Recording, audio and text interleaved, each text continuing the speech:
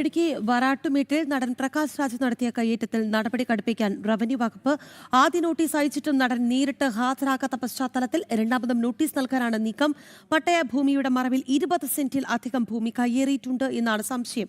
അടുത്ത ദിവസം തന്നെ ഭൂമി അളക്കാനുള്ള നടപടികൾ ആരംഭിക്കും. കൂടാതെ പട്ടയം നൽകിയതിൽ തെറ്റ് സംഭവിച്ചിട്ടുണ്ടോ എന്നും റവന്യൂ വകുപ്പ് പരിശോധിക്കും. വിവരങ്ങളുമായി സുബിൻ തോമസും ഒപ്പം തന്നെ ജിജീഷ് കരുണാകരനും ചേരുകയാണ്. ജിജീഷ്, ആദ്യം നമുക്ക് സുബിനിലേക്ക് പോകാം. സുബിൻ, അതായത് ആദ്യത്തെ തവണ നോട്ടീസ് നൽകിയപ്പോൾ നേരിട്ട് ഹാജരായിട്ടില്ല. ആ പശ്ചാത്തലത്തിലാണ് രണ്ടാമതൊരു നോട്ടീസിന് കൂടി റവന്യൂ വകുപ്പ് ഒരുങ്ങുന്നത്.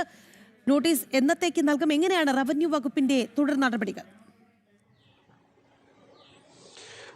2 ദിവസത്തിനകം ഇതുമായി ബന്ധപ്പെട്ട് ഹിയറിംഗിന് ഹാജരാകണമെന്ന് ആവശ്യപ്പെട്ട് നോട്ടീസ് നൽകുമെന്നാണ് റവന്യൂ വകുപ്പ് അറിയിച്ചിട്ടുള്ളത്. പ്രധാനമായും ടൂറിസം കേന്ദ്രമായി വളർന്നു വരുന്ന വരാട്ടുമേട്, ഏലപ്പാറയ്ക്ക് സമീപമുള്ള വരാട്ടുമേടിലാണ് ഇത്തരത്തിൽ ഈ നടനായിട്ടുള്ള പ്രകാശ് രാജ് സ്ഥലം കയ്യേറി എന്നുള്ളത് കണ്ടെത്തലുണ്ടായിട്ടുള്ളത്. അവിടെ 1.4 ഏക്കറോളം സ്ഥലം പ്രകാശ് രാജിന് പട്ടയ ഭൂമിയുണ്ട്. ഇതിന് സമീപത്തായി കിടന്നിരുന്ന റവന്യൂ പുറമ്പോക്ക് ഭൂമിയിലാണ് കയ്യേറ്റം നടന്നിട്ടുള്ളത്. പ്രാഥമിക പരിശോധനയിൽ ഏകദേശം 20 സെന്റിനടുത്ത് കയ്യേറ്റം നടന്നിട്ടുണ്ട് എന്നുള്ളതാണ് കണ്ടെത്തിയിട്ടുള്ളത്. ഇത് അളന്ന് തിട്ടപ്പെടുത്തിയെങ്കിൽ മാത്രമേ ഇതിന് വ്യാപ്തി എത്രത്തോളം എന്നുള്ളത് മനസ്സിലാക്കാൻ സാധിക്കൂ. ഇതിനായാണ് കഴിഞ്ഞ 2 ആഴ്ച മുമ്പ് പ്രകാശ് രാജിന് നോട്ടീസ് നൽകിയിരുന്നത്. എന്നാൽ ഈ നോട്ടീസ് അദ്ദേഹം കൈപ്പറ്റുകയോ ഈ തുടർ നടപടികൾക്കായി എത്തുകയോ ചെയ്തിരുന്നില്ല.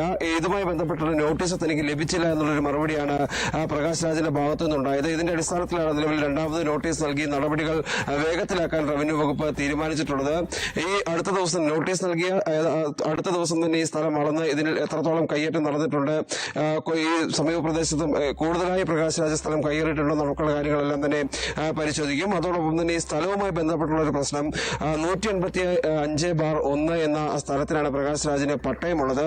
നിലവിൽ ഈ സ്ഥലമുള്ളത് 187/1-ലാണ്. അതായത് സ്ഥലങ്ങൾ അങ്ങോട്ടും ഇങ്ങോട്ടും പട്ടയം നൽകിയപ്പോൾ മാറിപ്പോയിട്ടുണ്ട്.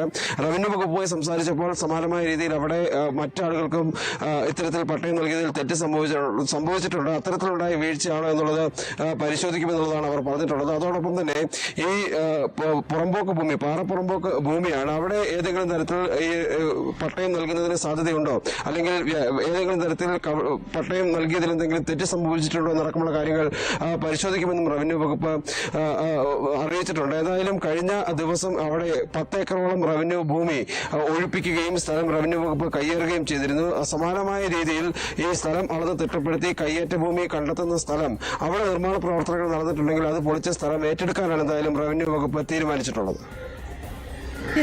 അതോടൊപ്പം തന്നെ ജിജീഷ് കരുണാകരൻ കൂടി ഈ വിഷയത്തിൽ നമുക്കിപ്പം ചേരുകയാണ്. ജിജീഷ്, അതായത് ഈ വിഷയത്തിൽ രണ്ടാമതൊരു നോട്ടീസ് കൂടി എത്തുമ്പോൾ അത് പ്രകാശ് രാജിന് എത്രത്തോളം കുരുക്കാകും?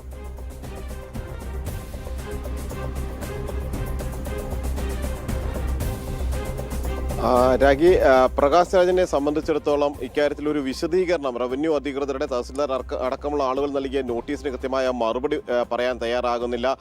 കയ്യേറ്റമുണ്ട് എന്നത് സംബന്ധിച്ച് കാര്യങ്ങൾ മുന്നോട്ട് വയ്ക്കുമ്പോൾ അതിലേതെങ്കിലും തരത്തിലുള്ള വിശദീകരണം നൽകാൻ പോലും പ്രകാശ് രാജിന്റെ ഭാഗത്തു നിന്ന് യാതൊരു നടപടിയും ഉണ്ടാകുന്നില്ല. നമുക്കറിയാവുന്നതുപോലെ തന്നെ പല ഘട്ടങ്ങളിലും പ്രകാശ് രാജ് ഒരേ സമയം 2 വ്യക്തിത്വങ്ങൾ അല്ലെങ്കിൽ 2 മുഖങ്ങളാണ് കാണിക്കുന്നത് എന്ന് വ്യക്തമാണ്. കാരണം പലപ്പോഴും അഴിമതിക്കെതിരായ പോരാട്ടത്തിന്റെ വക്താവ് എന്ന നിലയിലാണ് പ്രകാശ് രാജ് സ്വയം അവതരിപ്പിച്ചിരുന്നത്.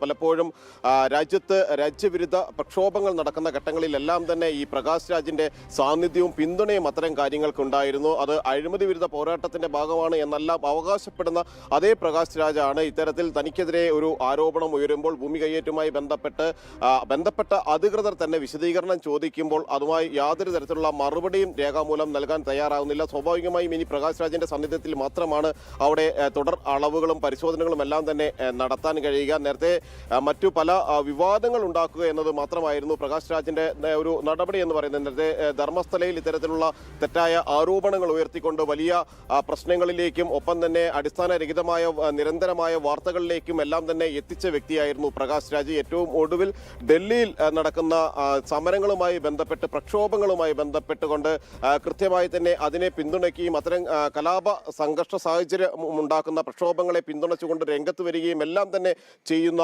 പ്രകാശ് രാജ് അതേ ഘട്ടത്തിൽ മറുഭാഗത്ത് ഇത്തരത്തിലുള്ള നിയമവിരുദ്ധ നീക്കങ്ങൾ, ക്രമവിരുദ്ധ നീക്കങ്ങൾ, കയ്യേറ്റങ്ങളുടെ എല്ലാം അടക്കം പാകമാകുന്നു എന്നത് തന്നെയാണ് ഇതുവരെ ഇതുമായി ബന്ധപ്പെട്ട് വരുന്ന വിവരങ്ങൾ വ്യക്തമാക്കുന്നത്. എന്നാൽ ഇതിൽ ഏതെങ്കിലും തരത്തിലുള്ള വിശദീകരണം പ്രകാശ് രാജ് നൽകുന്നില്ല എന്നതും അതിൽ ഏറ്റവും പ്രധാനമാണ്. എന്നാൽ കഴിഞ്ഞ സർക്കാരിന്റെ കാലത്തടക്കം നടന്നിട്ടുള്ള ഇത്തരത്തിലുള്ള ആരോപണങ്ങളുമായി ബന്ധപ്പെട്ട് ആ ഒരു സമയത്ത് കൃത്യമായ പരിശോധനകൾ നടന്നിട്ടില്ല. ഇപ്പോൾ UDF സർക്കാർ അധികാരത്തിൽ വന്നതിന് ശേഷം പ്രകാശ് രാജിനെതിരെ എത്രമാത്രം നടപടികൾ ഉണ്ടാകും, അല്ലെങ്കിൽ ഈ ഭൂമി കയ്യേറ്റങ്ങളുമായി ബന്ധപ്പെട്ടും ഭൂമി കൈവശപ്പെടുത്തിയതുമായി ബന്ധപ്പെട്ടും എത്രമാത്രം അന്വേഷണങ്ങളും തുടർ നടപടികളും ഉണ്ടാകും എന്നത് അതിലെല്ലാം തന്നെ ഏറ്റവും പ്രധാനമാണ്. അങ്ങനെ ഒരേ സമയം ഇത്തരത്തിൽ രാജ്യത്ത് നടക്കുന്ന കലാപങ്ങളെയും അക്രമ സമരങ്ങളെയും എല്ലാം തന്നെ പിന്തുണയ്ക്കുകയും അടിസ്ഥാനരഹിത ആരോപണങ്ങൾ ഉന്നയിച്ചുകൊണ്ട് രാജ്യത്ത് പ്രശ്നങ്ങൾ സൃഷ്ടിക്കുകയും ചെയ്യുമ്പോൾ തന്നെ മറുഭാഗത്ത് ഇത്തരത്തിലുള്ള നിയമവിരുദ്ധ നീക്കങ്ങളും പ്രകാശ് രാജിന്റെ ഭാഗത്തു നിന്ന് ഉണ്ടാകുന്നു എന്നതാണ് അതിൽ ഏറ്റവും പ്രധാനം. ഇതുമായി ബന്ധപ്പെട്ട് കത്ത് അയച്ചിരുന്നു, വിശദീകരണം തേടി മറുപടി അന്വേഷണ സംഘങ്ങൾ അയച്ചിരുന്നു.